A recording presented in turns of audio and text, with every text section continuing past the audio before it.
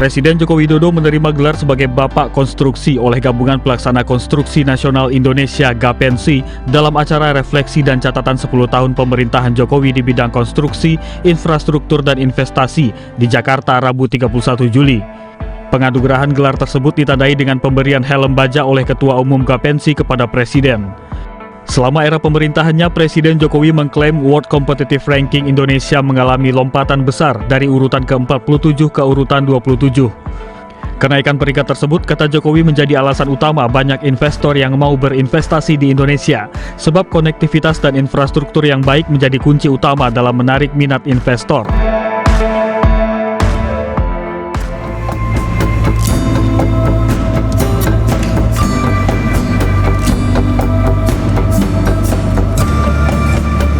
Satu dekade Indonesia di bawah kepemimpinan Presiden Joko Widodo tetap konsisten menjalankan visi besarnya, yakni membangun Indonesia dari pinggiran timur hingga barat Indonesia.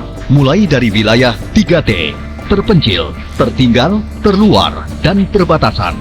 Di masa pemerintahan Joko Widodo, sejumlah mega proyek pembangunan infrastruktur mengalami pencapaian yang signifikan. Di antaranya, pembangunan mega proyek Ibu Kota Nusantara, penambahan ruas jalan tol mencapai 2.143 km. Pesatnya pembangunan jalan tol memberikan dampak positif yang langsung dirasakan oleh masyarakat, seperti mengurangi biaya logistik. Sukses membangun 27 bandar udara baru, mendirikan 295 pelabuhan besar dan kecil, sebanyak 229 bendungan beroperasi di 18 provinsi, dan 1,3 juta hektar jaringan irigasi baru berhasil dibangun. Bahkan menghadirkan 39 trayek tol laut yang menyinggahi 115 pelabuhan dengan 1070 kapal perintis. Tak hanya itu, dalam kurun waktu 10 tahun, Indonesia mampu menghadirkan moda transportasi modern, mulai dari Mass Rapid Transit, Light Rail Transit, hingga kereta cepat Jakarta-Bandung, WUSH. Membangun jalur kereta api baru sepanjang 1.683,44 km spur. Sukses mendirikan jalur kereta api pertama di Sulawesi. Berhasil membangun 65.235 unit rumah susun, serta rehabilitasi dan renovasi 1.770 fasilitas pendidikan.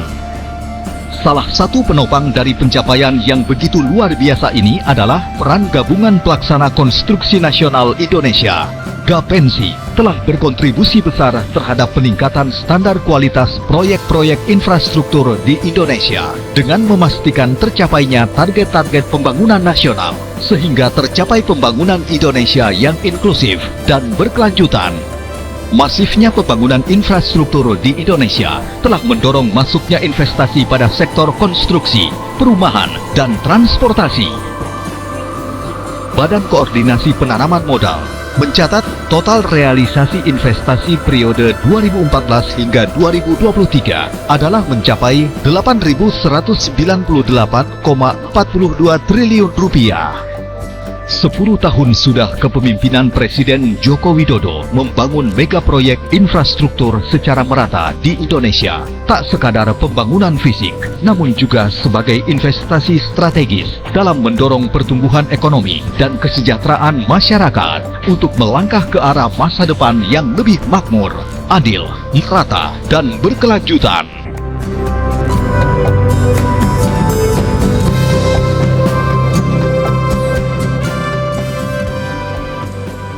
Sejak awal pemerintahan 10 tahun yang lalu, pemerintah berfokus pada pembangunan infrastruktur. Baik infrastruktur untuk konektivitas, infrastruktur untuk layanan dasar, infrastruktur untuk pangan, infrastruktur untuk energi, dan infrastruktur untuk industri. Tadi angka-angkanya berapa kilometer jalan tol, berapa kilometer jalan nasional, semuanya sudah disampaikan di layar. Berapa jumlah pelabuhan besar, sedang maupun kecil, berapa airport baru yang telah dibangun, sudah disampaikan semuanya. Dan saya yakin ini adalah juga kontribusi besar dari Gapensi baik pusat maupun di daerah.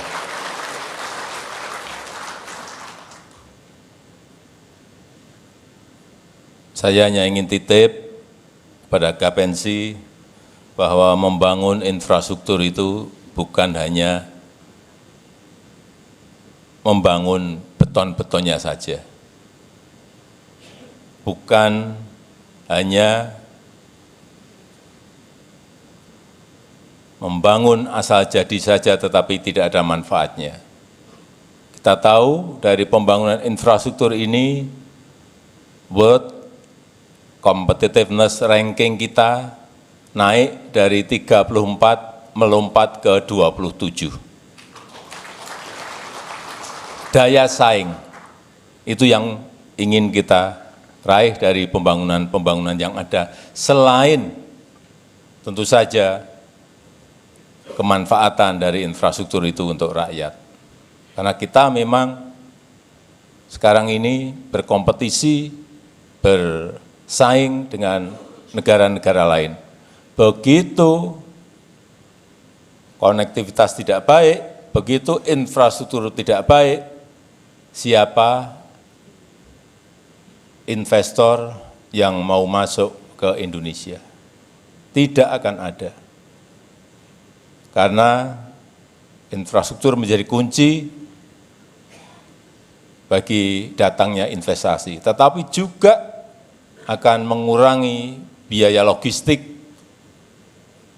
yang dulunya biaya logistik kita kurang lebih 24%, sekarang sudah turun menjadi 14%, sehingga harga-harga bisa ditekan lebih murah dan itu terlihat dari angka inflasi. Kalau dulu angka inflasi kita 8, 9, bahkan 11, sekarang ini bisa ditekan di bawah 3%. Dan terakhir di bulan yang lalu berada di angka 2,58%. Jadi pembangunan itu berentetan kemana-mana, tidak hanya berfungsi untuk satu, tetapi akan berentetan kemana-mana.